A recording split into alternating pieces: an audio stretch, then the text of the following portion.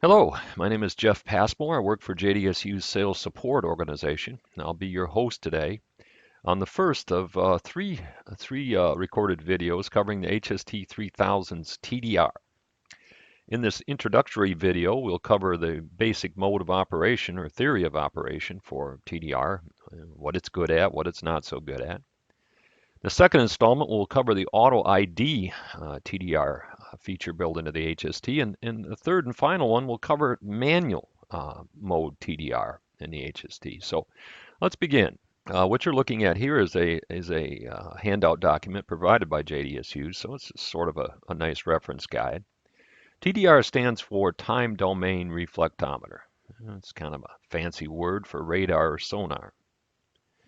TDRs are pretty basic instruments as far as a theory of operation is concerned. They do one thing incredibly well, in my opinion, and that is count time. They have a supercharged clock, a very, very accurate clock built into them. They basically work by sending out a pulse of high frequency energy. The high frequency energy is traveling down the cable pair at a known speed because you, the operator, tell the TDR how fast it's traveling.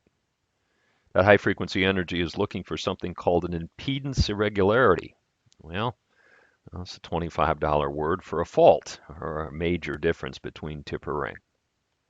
When the energy hits the impedance irregularity, some of it is bounced back to the TDR, therefore the radar or sonar analogy or comparison. Well, since the TDR knows how fast the energy is traveling, and since it has such a accurate clock built into it, all it does is a simple time to distance equation. So that's basically how they work. Any good TDR instruction starts off with a discussion about what they're good at and what they're not so good at.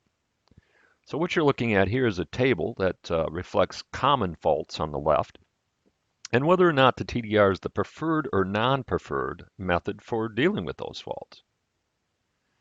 Low resistance faults across tip and ring, i.e. shorts. Well, TDR is pretty good at those if they're low resistance, right? They've got to be hard shorts, solid shorts, whatever terminology you use.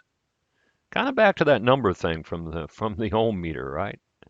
Got to be a pretty darn solid short for the TDR to see it. Low resistance faults from tip or ring to ground. Well, TDRs are not all that good at doing stuff to ground. When you think about it, they work across tip and ring. You hook a TDR up across tip and ring. Now, there are some sophisticated techniques you can employ to take a look for a ground, but they're sort of beyond what we're going to talk about in today's introductory session. Opens of all types. This is where the TDR really shines. It's the heavyweight champion of the world for opens. Double-sided opens, single-sided opens, high resistance opens, or series faults. TDR is very good at all of those. Bridge tap. The only thing out there that I know of that will show you the start of the tap, and if you're lucky, even show you the end.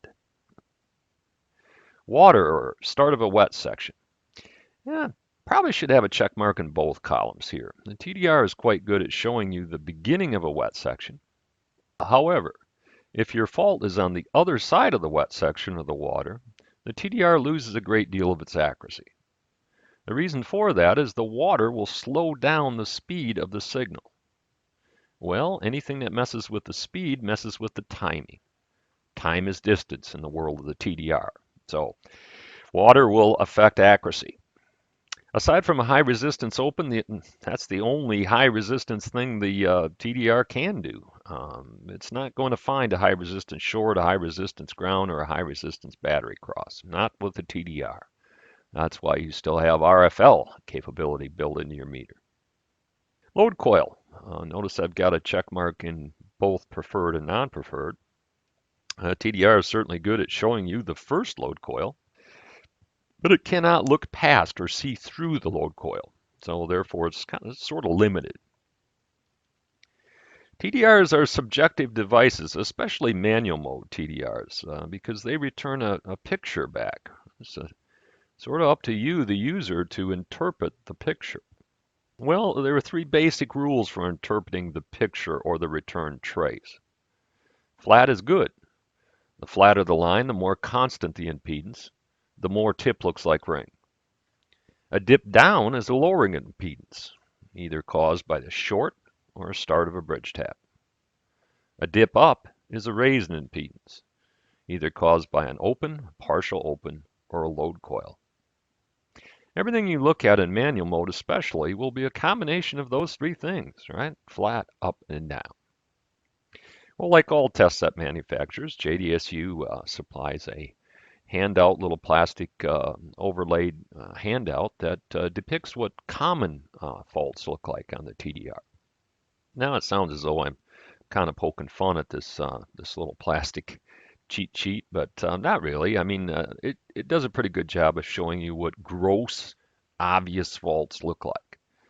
But there's really no substitute for experience and you looking at the trace.